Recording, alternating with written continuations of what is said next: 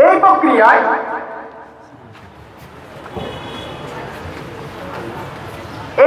যেটা হবে সেটা হলো যারা মেধাবী, যারা যোগ্যতা সম্পন্ন, তারা নির্বাচনে অংশগ্রহণে উদ্বুদ্ধ হবে এবং জাতি দেখতে পারবে যে কোন দলের প্রার্থীরা কতটা যোগ্যতা সম্পন্ন আমাদের দেশকে এগিয়ে দিতে পারবে। সুতরাং পীর সাহেব চরমনার এই দাবি যৌক্তিক, সময় উপযোগী। আমাদের দেশে নির্বাচনের পূর্বে, নির্বাচনকালীন সময়ে সংসদ সদস্যরা আধিপত্য বিস্তার করার জন্য যে নৈরাজ্য চালায়, জনগণের ভোটাধিকার হরণ করে, এই পদ্ধতির অবসান ঘটে সবাই সুশৃঙ্খলভাবে নিজের মতামত দিয়ে দেশকে শান্তি শৃঙ্খলার মধ্যে রেখে নির্বাচন শেষ করে একটি নির্বাচিত সরকারের কাছে ক্ষমতা হস্তান্তর করতে পারবে। তাই ইসলামী আন্দোলন বাংলাদেশের মহতারাম আমির পীর সাহেব চরমনাই 9 দফার মধ্যে এই দফা ঘোষণা করেন। বর্তমান যে ইন্টার্ম যে গভর্নমেন্ট, অন্তর্বর্তীকালীন সরকার, তাদের কাছে আমরা আমাদের আমিরের যে ঘোষণা সেটা আবার বুঝিয়ে দিতে চাই যে আপনি দেশের স্বার্থে কাটাকাটি, হানাহানি, রাহাজানি, মানুষের ভোটাধিকার হরণ থেকে রক্ষা করে পিয়ার পদ্ধতিতে নির্বাচন করার জন্য সরকার, আমাদের ইন্টার্ম যে গভর্নমেন্ট, অন্তর্বর্তী সরকারের কাছে আমরা উদাত্ত আহ্বান জানাচ্ছি।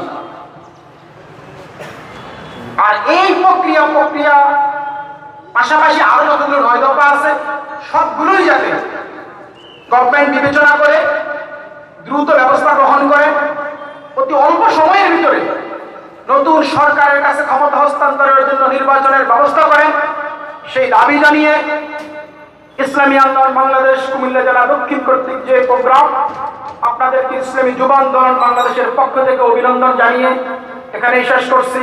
আসসালামু আলাইকুম ওয়া রাহমাতুল্লাহ। على رسوله الكريم اللهم صل على سيدنا ونبينا وشفيعنا وحبيبنا ومولانا محمد صلى الله عليه وسلم। কেন্দ্র ঘোষিত 9 দফা বাস্তবায়নের লক্ষ্যে পুরো বাংলাদেশের প্রত্যেকটি জেলায় আয়োজিত এই কর্মসূচির অংশ বিশেষ কুমিল্লা জেলা দক্ষিণের সম্মানিত সভাপতি উপস্থিত, 9 আসনের মনোরগঞ্জ লাকসাম হাতপাকা প্রতীকের সম্মানিত প্রার্থী জনাব সেলিম মাহমুদ, উপস্থিত সর্বস্তরের আমার বন্ধুগণ, এই বাংলার জমিনে 5 আগস্টের পূর্বে প্রত্যেকটি দল তার দলের অস্তিত্ব থাকুক নাই থাকুক, এই স্বৈরাচারকে বাংলাদেশ থেকে তাড়ানোর জন্য প্রতিজ্ঞাবদ্ধ ছিল। এক এক গোষ্ঠী তার গোষ্ঠীকে ছিন্ন বিচ্ছিন্ন করতে রাজি ছিল, তবুও এই স্বৈরাচারকে বাংলাদেশ থেকে তাড়ানোর জন্য প্রতিজ্ঞাবদ্ধ ছিল। যখন ছাত্র জনতা রাজপথে এসে সকলের মনের চাহিদা তাদের প্রাণ দিয়ে বাংলার জমিনে বাস্তবায়িত করে দেখিয়েছিলেন, তার মধ্যে সবচেয়ে সর্ববৃহৎ ভূমিকা রেখেছিলেন ইসলামী আন্দোলন বাংলাদেশের নায়েবে আমির শাইখ চরমনাই ফয়জুল করিম পীর সাহেব চরমনাই। আলহামদুলিল্লাহ, সেই ছাত্র জনতা তার সম্মান রেখে তার প্রস্তাবকে সম্পূর্ণরূপে গ্রহণ করে বাংলার জমিনে বাস্তবায়ন করে দেখিয়ে দিয়েছে। তাই আমি ইসলামী আন্দোলনকে যারা ভালোবাসেন, যারা ইসলামী আন্দোলন করেন, সবাইকে আহ্বান করব, আপনাদের আর মনের কোন সংকীর্ণতা যাতে না থাকে, মনকে উদ্ধার করে মাঠে ময়দানে যখন যেই মুহূর্তে যেইভাবে আমাদের আমির ডাক দিবেন, তখনই আমরা সকলেই ঝাঁপিয়ে পড়ব। এই আহ্বান রেখে আমি আমার সংক্ষিপ্ত বক্তব্য শেষ করছি। নাসরুম মিনাল্লাহ ওয়া ফাতহুন করিম। এই পর্যায়ে বক্তব্য প্রদান করবেন সাবেক ছাত্রনেতা ইসলামী আন্দোলন বাংলাদেশ কুমিল্লা জেলা দক্ষিণ শাখার সংগ্রামী সাংগঠনিক সম্পাদক মোহাম্মদ নবীরুল ইসলাম। মোহাম্মদ নবীরুল ইসলাম।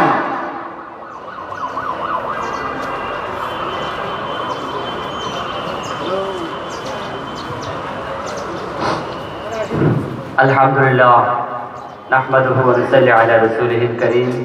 আম্মা বা'দ। ইসলামী আন্দোলন বাংলাদেশ কুমিল্লা জেলা দক্ষিণ শাখা কর্তৃক আয়োজিত আজকের প্রোগ্রামের সম্মানিত সভাপতি, আমাদের মাঝে আরও উপস্থিত রয়েছেন ইসলামী আন্দোলন বাংলাদেশ কেন্দ্রীয় কমিটির সম্মানিত সদস্য আলহাজ সেলিম মাহমুদ সাহেব, আমার সামনে উপস্থিত আমার সহযোদ্ধা বন্ধুগণ, সবাইকে অভিনন্দন। আসসালামু আলাইকুম ওয়া রাহমাতুল্লাহ। সংগ্রামী সহযোদ্ধা বন্ধুগণ, স্বাধীনতার আজ 54 বছর অতিবাহিত হওয়ার পথে, কিন্তু দুঃখজনক বিষয় হলো এখনো আমরা আবারও দেশকে দ্বিতীয়বার স্বৈরাচার থেকে মুক্ত করলাম বা দ্বিতীয়বার স্বাধীনতা অর্জন করলাম, একথা আমাদেরকে বলতে হয়, ঠিক না বন্ধুগণ? একটি দেশকে বারবার স্বাধীন করা যায় না। ভবিষ্যতে আমরা একটি দেশকে আবার স্বাধীন করব, আরেক জালেম শাসক এসে আমাদের মাঝে প্রভাব বিস্তার করবে, এরকম কোনো সুযোগ দেওয়া হবে না ইনশাআল্লাহ। সংগ্রামী সহযোদ্ধা বন্ধুগণ, যখন আমরা দ্বিতীয়বার স্বাধীনতা অর্জন করলাম, ইসলামী আন্দোলন বাংলাদেশের আমির পীর সাহেব চরমনায় ঘোষণা করলেন যে আমাদের কর্মীর বাহিনীরা প্রত্যেকটা কর্মী দেশ সংস্কারের আন্দোলনে আপনারা নেমে যান, ঠিক না বন্ধুগণ? অপরদিকে স্বার্থভোগী কিছু লোক তারা লুটপাট ভাঙচুর দখলদারির মধ্যে লেগে গিয়েছে, ঠিক না বন্ধুগণ? রাসূল আকরাম সাল্লাল্লাহু আলাইহি ওয়াসাল্লাম যখন মক্কা বিজয় করলেন, তখন সবাইকে সাধারণ ক্ষমা ঘোষণা করলেন। এটা হলো ইসলামের নীতি। যদি ইসলামী আন্দোলন বাংলাদেশ ক্ষমতায় আসে, তাহলে যারা অন্যায় করেছে, জুলুম করেছে, নির্যাতন করেছে, শরিয়া মোতাবেক তাদেরকে যদি মাফ করার মতো হয়, তাহলে মাফ করে দিবে ইনশাআল্লাহ। কি বলেন সংগ্রামী সহযোদ্ধা বন্ধুগণ? পীর সাহেব চরমনায় আজকে যে 9টি দফা বাস্তবায়ন করার জন্য দিয়েছিলেন, তার মধ্যে 70 নম্বর দফা ছিল পিআর পদ্ধতি। এই পিআর পদ্ধতি সম্পর্কে অনেকে হয়তো আমরা জানি না। এই পিআর পদ্ধতি হলো, যদি ইসলামী আন্দোলন বাংলাদেশ 10% ভোট পায় বাংলাদেশে, তাহলে ইসলামী আন্দোলন বাংলাদেশ এই 10% ভোটে আমাদের সংসদে যেহেতু 3টি আসন, আমরা 30টি সিট পাবো।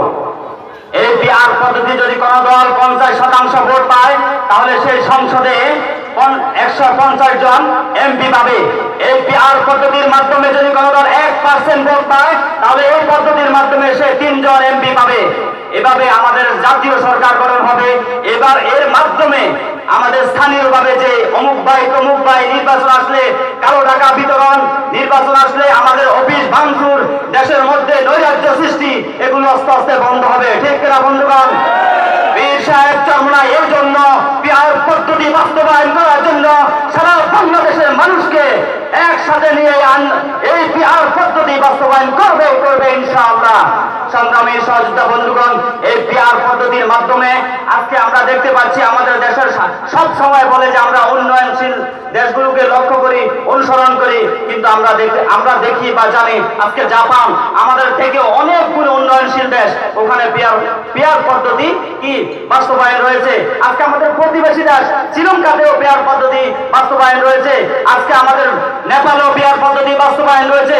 আমরা এই অন্তর্বর্তীকালীন সরকার কাছে দাবি জানাবো, অনতি বিলম্বে আমাদের দেশ যেহেতু ডিজিটাল হওয়ার পথে, এই ডিজিটালকে বাস্তবে রূপ দেওয়ার জন্য আশা আকাঙ্ক্ষার প্রতিপালন করবে। এ বলে আমি আমার সংক্ষিপ্ত আলোচনা এখানে শেষ করলাম। ওয়া আখিরু দাওয়ানা আলহামদুলিল্লাহি রাব্বিল আলামিন। সংগ্রামী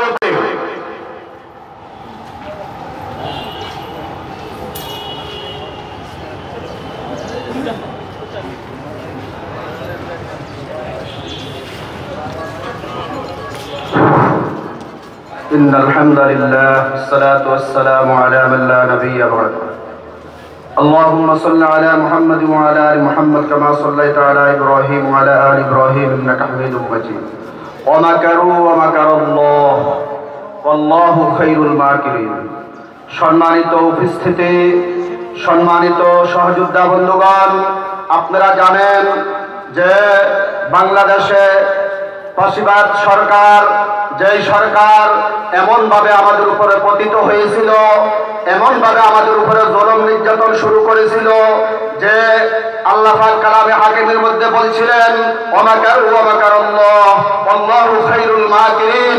তুমি যত বড় কূটকৌশল তুমি করো, যত বড় তুমি আয়নাঘর বানাও, যত বড় তুমি বিভিন্ন সময় বিভিন্ন জঙ্গি বলে বিভিন্ন বাড়িতে হামলা চালাইছো, বিভিন্ন সময় তুমি মানুষদেরকে গুম করছো, খুন করছো, হত্যা করছো, নির্যাতন করছো, এর থেকেও বড় মাকার, এর থেকে বড় কেরামতওয়ালা, এর থেকে বড় হিকমতওয়ালা হইলাম স্বয়ং আমি আল্লাহ। কি বলেন, ঠিক কিনা? আজকে দেখেন ক্ষুদ্রতম একটা দাবি, ছাত্ররা প্রথম শাহবাগে 2 ঘন্টা দাঁড়াইছিল, এর পরবর্তীতে তারা 4 ঘন্টা দাঁড়াইছিল, এর পরের দিন তারা 6 ঘন্টা দাঁড়াইছিল, এর পরের দিন তারা 8 ঘন্টা দাঁড়াইছিল। তাদের দাবিকে কোনো ধরনের কোনো কর্ণপাত করেন নাই সরকার, অথচ কর্ণপাত করা তো দূরের কথা, এই দাবিকে সরকার আরো উস্কাই দিয়েছে। কি বলেন, ঠিক কিনা? আমাদের প্রধানমন্ত্রী বলেছিল যে যারা দেশ স্বাধীন করেছিল মুক্তিযোদ্ধার নাতিপুতিরা, তারা যদি আজকে কোটা না পায় তাহলে রাজাকারের সন্তান নাতিপুতিরা কি কোটা পাবে কিনা? তাই সে বাংলাদেশের সকল মানুষকে রাজাকার বলে গালি দিয়েছিল। ঠিক কিনা বন্ধুগণ? আজকে দেখেন, আজকে সাধারণ একটা ন্যায্য অধিকারের জন্য আজকে আমাদের এতজন ছাত্র ভাইরা, এতজন ছাত্র বোনেরা, এতজন আমাদের অনেক আলেম ওলামা, অনেক তোলাবা আজকে শহীদ হইতে হয়েছে। তাহলে আমরা সচেতন হইতে হবে। আজকে আমাদের দেশে আমাদের বাক্য আমরা নিয়ন্ত্রণ করার, আমরা ধার্য করার, নির্দিষ্ট করার সময় এসেছে। আমরা যদি আমাদের বাক্যকে আমরা যদি সঠিক জায়গায় আমরা না নিতে পারি, তাহলে আমরা আবার আগামী দিনে কোনো ফাঁসিবাদ শক্তি যদি আমাদের উপরে উঠপচে বসে, তাহলে আমরা কেউ কিছু করার কোনো পদক্ষেপ থাকবে না। কিন্তু আমরা ফাঁসিবাদকে জানাই দিব ইনশাআল্লাহ।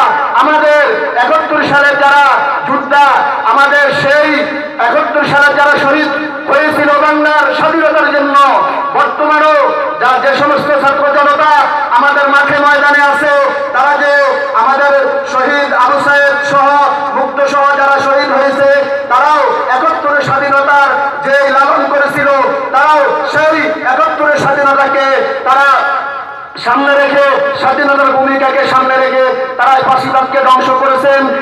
এবং আগামী দিনেও যারা বর্তমানে ক্ষমতায় আসার ভাবনা করতেছে, চিন্তা করতেছে, লুণ্ঠন করতেছে, বর্তমানে মানুষের ঘর বাড়ি ভাঙতেছে, দোকানপাট ভাঙতেছে, তাদেরকে আমরা সতর্ক করে দিতে চাই যে সরকার 16 বছর থাকার পরেও টিকতে পারে নাই। তোমরাও সতর্ক হয়ে যাও। তোমরা এগুলো যদি বন্ধ না করো, বাংলাদেশের সকল জনগণ, ছাত্র জনতা সহ তোমাদেরকেও প্রতিহত করবে। নাসরুম মিনাল্লাহি ওয়া ফাতহুন করিম।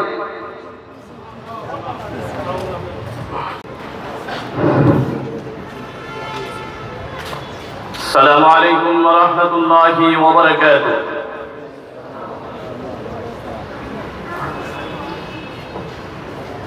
ولا تهنوا ولا تحزنوا وأنتم الأعلون إن كنتم مؤمنين.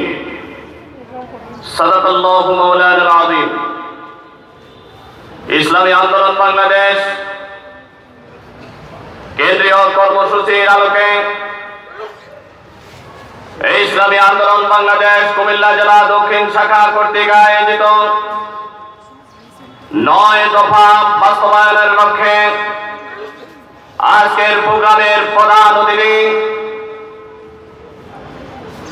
লাকসাম মনোহরগঞ্জ আসনের সংগ্রামী হাত পাকা প্রতীকের প্রার্থী আমাদের সকলের পরিচিত মুখ জনাব আলহাজ সেলিম মাহমুদ, উপস্থিত রয়েছেন ইসলামী আন্দোলন বাংলাদেশ কুমিল্লা জেলা দক্ষিণের জেলা নেতৃবৃন্দ এবং সহযোগী সকলের জেলা নেতৃবৃন্দ এবং বিভিন্ন থানা থেকে আগত আমার সহযোদ্ধা বন্ধুগণ। আমরা এতক্ষণ পর্যন্ত ধারাবাহিক আলোচনা শুনে এসেছি। আমরা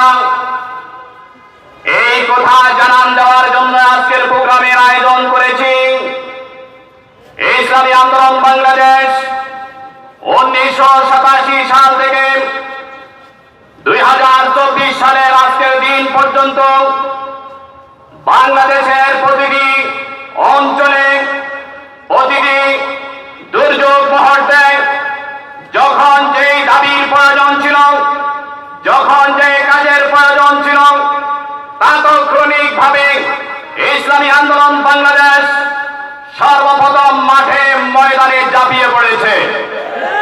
তার জ্বলন্ত উদাহরণ হচ্ছে এই ছাত্র জনতার গণ অভ্যুত্থান যখন থেকেই শুরু হয়েছে, তখন থেকে ইসলামী আন্দোলন বাংলাদেশের অন্যতম সহযোগী সংগঠন ইসলামী ছাত্র আন্দোলন বাংলাদেশ মাঠে ময়দানে সর্বাত্মকভাবে কাজ করেছে এবং ইসলামী ছাত্র আন্দোলন বাংলাদেশের অনেক নেতা কর্মী জীবনের তাজা রক্তটুকুন জমিনের মধ্যে বিলীন করে দিয়ে তারা শহীদ মর্যাদা অবলম্বন করেছে। শুধু তাই নয়, বরঞ্চ ইসলামী ছাত্র আন্দোলন, যুব আন্দোলন এবং ইসলামী আন্দোলনের অনেক নেতা কর্মী পুঙ্গত্ব হয়ে হাসপাতালে তারা চিকিৎসা সেবায় নিয়োজিত হয়েছে। শুধু তাই নয়, বরঞ্চ এই স্বৈরাচার সরকার ইসলামী আন্দোলনের এবং তার সহযোগী সংগঠনের অনেক নেতা কর্মীকে গ্রেফতার করে কারাগারে বন্দী করে দিয়েছিল। এখনো অনেকেই কারাগারে বন্দী রয়েছে। আমি ছাত্র জনতার এই গণ অভ্যুত্থানকে আজকের প্রোগ্রাম থেকে সাধুবাদ জানাচ্ছি, মোবারকবাদ জানাচ্ছি।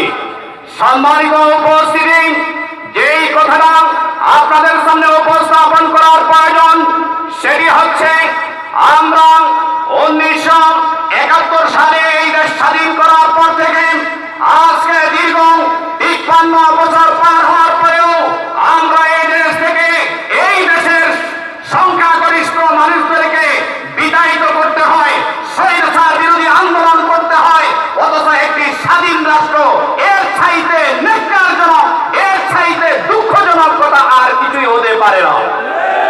সংগ্রামী উপস্থিত বন্ধুগণ, সেজন্য আমি আজকের প্রোগ্রাম থেকে আমাদের বাংলাদেশের বর্তমান যারা রাজনীতির করার জন্য মাঠে ময়দানে কাজ করতেছেন, অতীত করেছেন, আপনাদের ইতিহাস সকলের যারা আছে, আমি আপনাদেরকে আবারও স্মরণ করিয়ে দিতে চাই।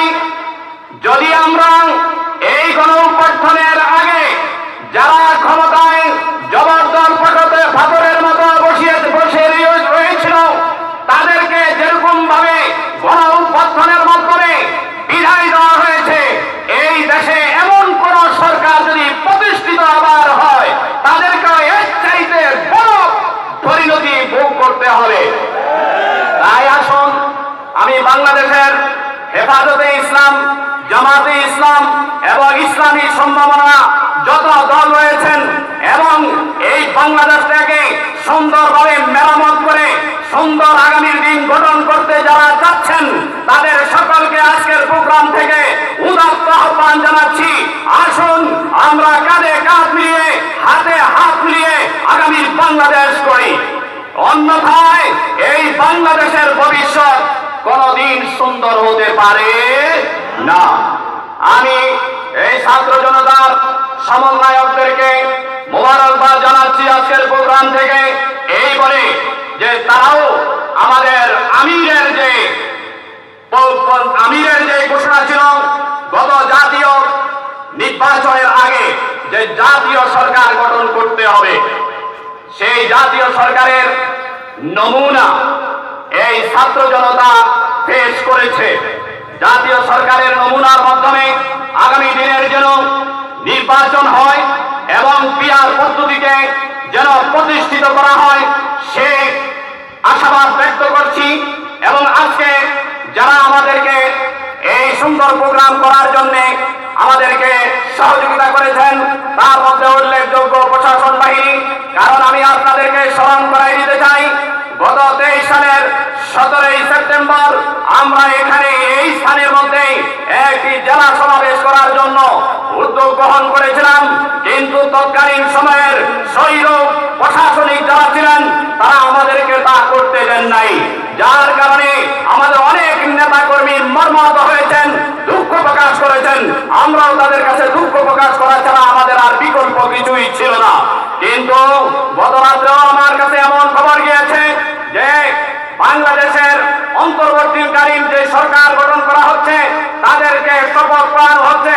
আগামী কালকেও আপনারা মাঠে নামতে পারবেন কিনা প্রশাসন থেকে অনুমতি নিতে হবে।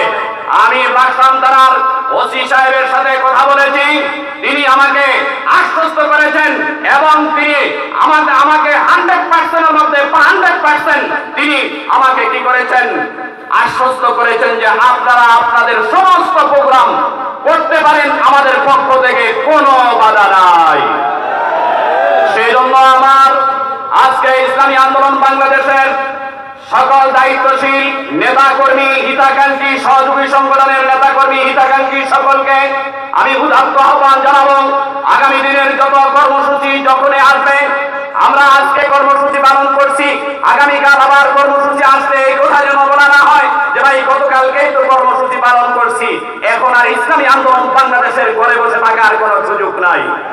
কথা ঠিক না বেঠে? তাই আসুন আগামী দিনের বাংলাদেশকে করার জন্য ইসলামী আন্দোলন বাংলাদেশের আমিরের হাতকে আমরা মজবুত করব, ডানে বামে সামনে পিছনে থেকে তাকে সর্বোত্তম সহযোগিতা করব, এই আশাবাদ ব্যক্ত করে আজকের প্রোগ্রামে আমাদের সাংবাদিক বন্ধুদেরকে উদাত্ত আহ্বান জানিয়ে এবং আমাদের আজকের প্রোগ্রামে তারা আসার জন্য আমি শুভেচ্ছা বিনিময় করে আমি আমার আলোচনা শেষ করছি। আলোচনা শেষ করার পূর্বে সাহেব আমাদের আমির যে 9 দফা কর্মসূচি ঘোষণা করেছেন, যেই 9 দফা কর্মসূচির আলোকে আজকের আমাদের প্রোগ্রাম বাস্তবায়ন করতে হচ্ছে, সেই 9 দফা পড়ে আপনাদেরকে শোনাচ্ছি। আপনারাও আপনাদের জায়গা থেকে সেই 9 দফা বাস্তবায়ন করার জন্য যা যা করণীয় সেটা করবেন বলে আমি আশাবাদী। বিসমিল্লাহির রহমানির রহিম। 9 দফা। দফা 1, অনতিবিলম্বে স্বৈরাচার বিরোধী আন্দোলনে সক্রিয় এবং সকল রাজনৈতিক দল, পেশাজীবী ও বৈষম্য বিরোধী ছাত্র আন্দোলনের প্রতিনিধিদের সাথে পরামর্শক্রমে অনূর্ধ্ব 15 সদস্য বিশিষ্ট অন্তর্বর্তীকালীন সরকার গঠন করতে হবে, যার মেয়াদ 6 মাসের বেশি হতে পারবে না। আলহামদুলিল্লাহ, আমরা সবাই বলি আলহামদুলিল্লাহ। বিষয়ের চরমায়ের 9 দফার প্রথম দফা বাস্তবায়িত হয়ে গেছে, আবারও বলি আলহামদুলিল্লাহ। শুধু বাস্তবায়িত হয়েছে তাই নয়, বরঞ্চ এই দেশের আলেম সমাজের নেতৃত্ব দানকারী সকল আলেমের, সকল শ্রেণী পেশার আলেমের নেতৃত্ব দানকারী একজন আলেমকে অন্তর্বর্তী সরকারের মধ্যে আমরা দিতে পেরেছি, সেজন্য আবারও শুকরিয়া দান করি আলহামদুলিল্লাহ। দফা 2, অন্তর্বর্তীকালীন সরকারের কেউ পরবর্তী নির্বাচনে অংশ নিতে পারবে না। দফা 3, গ্রহণযোগ্য তদন্ত কমিশন ও স্বতন্ত্র ট্রাইব্যুনাল গঠন করে জুলাই গণহত্যাকাণ্ডের বিচার করতে হবে। একই সাথে গত 16 বছরে সংগঠিত সকল রাজনৈতিক ও প্রশাসনিক হত্যাযজ্ঞ, গণহত্যা, গুম ও মানবাধিকার লঙ্ঘনের বিচার করতে হবে। তদন্ত সাপেক্ষে আহত নিহত পরিবারকে ক্ষতিপূরণ সহ পুনর্বাসনের ব্যবস্থা করতে হবে। এক্ষেত্রে যে সকল ব্যক্তি বা সংগঠন দোষী সাব্যস্ত হবে তাদেরকে রাজনীতি ও নির্বাচন থেকে স্থায়ীভাবে নিষিদ্ধ করতে হবে। দফা 4, তদন্ত সাপেক্ষে গত 16 বছরে সকল দুর্নীতিবাজ ও বিদেশে অর্থ পাচারকারীদের সকল সম্পত্তি ক্রয় করে রাষ্ট্রীয় কোষাগারে জমা করতে হবে এবং বিদেশে পাচারকৃত টাকা ফেরত আনবার উদ্যোগ গ্রহণ করতে হবে। বিগত 16 বছরে যারা ক্ষমতায় ছিলেন তাদের সম্পদের হিসাব দিতে হবে, সকল দুর্নীতি ও টাকা পাচারের শ্বেতপত্র প্রকাশ করতে হবে।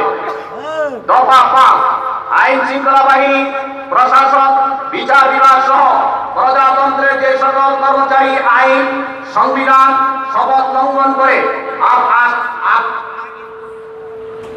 অপসাদর আচরণ করেছেন তাদেরকে বিচারের মুখোমুখি করতে হবে। 6 দফা, দেশের সংখ্যাগরিষ্ঠ জনগোষ্ঠীর চিন্তা চেতনা ও অনুভূতির বিরুদ্ধে কোন সিদ্ধান্ত নেওয়া যাবে না। দফা 7, নির্বাচন কমিশনকে পুনর্গঠন করতে হবে এবং অবাধ, সুষ্ঠু, গ্রহণযোগ্য ও অংশগ্রহণমূলক নির্বাচনের জন্য সংখ্যানুপাতিক নির্বাচন পদ্ধতি PR চালু করতে হবে। দফা 8, আওয়ামী দুঃশাসনের বিগত 16 বছরে সবচেয়ে ক্ষতিগ্রস্ত হয়েছে এই দেশের সাধারণ শিক্ষা খাতের মান ও নৈতিকতা। এই ক্ষতি দ্রুত সময়ের মধ্যে কাটিয়ে ওঠার লক্ষ্যে দেশপ্রেমিক শিক্ষাবিদ ও উলামায়ে কেরামের সমন্বয়ে একটি জাতীয় শিক্ষা কমিশন গঠন করে প্রয়োজনীয় পদক্ষেপ গ্রহণ করতে হবে। দফা 10 আর দফা 9, উলামায়ে কেরাম জাতির ধর্মীয় নেতৃত্ব প্রদান করেন, তারা উম্মার ঈমান আমল রক্ষায় কাজ করেন। সেজন্য অন্তর্বর্তীকালীন সরকারে উলামায়ে কেরামের মধ্য থেকে প্রতিনিধি অবশ্যই থাকতে হবে। এই 9টি দফা আমাদের আমির পীর সাহেব চরমনাই ঘোষণা করেছেন, তার বাস্তবায়নের জন্য আজকের কর্মসূচি। আল্লাহ তাআলা এই 9 দফা কর্মসূচিকে যথাযথভাবে বাস্তবায়ন করে বাংলাদেশের সমৃদ্ধি এবং কল্যাণ রাষ্ট্র গঠন করার জন্য আমাদের সকলকে তৌফিক দান করে। ওমা তৌফিক ইল্লা বিল্লাহ। আসসালামু আলাইকুম ওয়া রাহমাতুল্লাহ। সংগ্রামী উপস্থিতি, আলহামদুলিল্লাহ বিকাল 4টা থেকে শুরু হয়ে আজকের এই গণসমাবেশ থেকে লোকারণ্য হয়েছে। এই পর্যায়ে প্রধান অতিথির বক্তব্য প্রদান করবেন ইসলামী আন্দোলন বাংলাদেশ কেন্দ্রীয় কমিটির সংগ্রামী সদস্য, লাকসাম মনোহরগঞ্জ মাটি ও মানুষের নেতা জননেতা আলহাজ সেলিম মাহমুদ। জননেতা আলহাজ সেলিম মাহমুদ।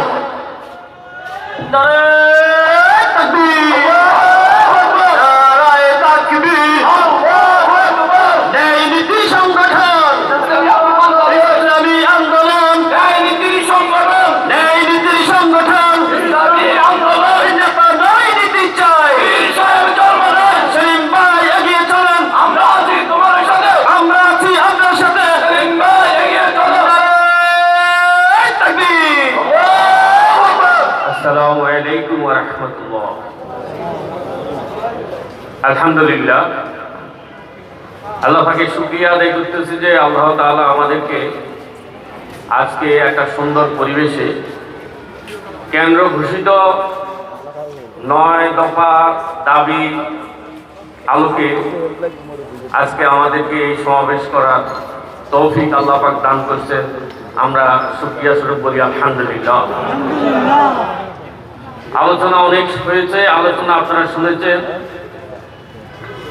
আমি আমার শুরুতে ধন্যবাদ জানাবো আমাদের লাকসাম প্রশাসনকে, যারা আমাদেরকে সুযোগ করে দিয়েছে এই প্রোগ্রাম করার জন্য। এরপরে আমি ধন্যবাদ জানাচ্ছি যে সকল সাংবাদিক ভাইরা আজকে এখানে এসেছেন, আপনারা কষ্ট করে এসেছেন। আমাদের সংগঠনের পক্ষ থেকে আপনাদেরকে অন্তরঙ্গী থেকে ধন্যবাদ জানাচ্ছি। এরপরে ধন্যবাদ জানাচ্ছি যারা ছাত্র জনতা আজকে কষ্ট করে আজকে বিভিন্ন জায়গা থেকে এখানে এসেছেন এবং দীর্ঘক্ষণ ধরে আমাদের এই প্রোগ্রাম আপনারা সাকসেস করার জন্য এখানে উদাত্তভাবে বসে আছেন। আমি লাকসাম সম্পর্কে একটু বলতে চাই। লাকসাম একটা শান্তির জায়গা। এখানে অশান্ত করে দিয়েছে গেল সরকার, কারণ আমাদের বাকশক্তি তারা রুদ্ধ করে দিয়েছিল, আমাদের কথা বলার ভাষা তারা কেড়ে নিয়েছিল। আমরা কোন অবস্থাতে কোথাও আমরা দাঁড়িয়ে একটু কথা বলবো সেই সুযোগ ছিল না। এমনকি আলেম ওলামারা যে বিভিন্নভাবে মানুষকে বুঝিয়ে বিভিন্ন অকর্ম থেকে ফিরিয়ে এনে ওয়াজের মাধ্যমে আমাদেরকে শান্তি পরিবর্তন ঘটাবে, সেই সুবিধাটাও তারা কেড়ে নিয়েছে। আসলে আমাদেরকে তারা কি করতে চেয়েছে? আপনারা দেখেছেন শিক্ষার অবস্থা, এমন এক অবস্থা করেছে পাঠ্যসূচি, বাপের সামনে যে সন্তান পড়ে শোনাবে সেই ব্যবস্থা ছিল না। তারা আমাদেরকে মূর্খ বানানোর চেষ্টা করেছে। আজকে লাকসামবাসীকে আমি উদাত্তভাবে আহ্বান জানাবো,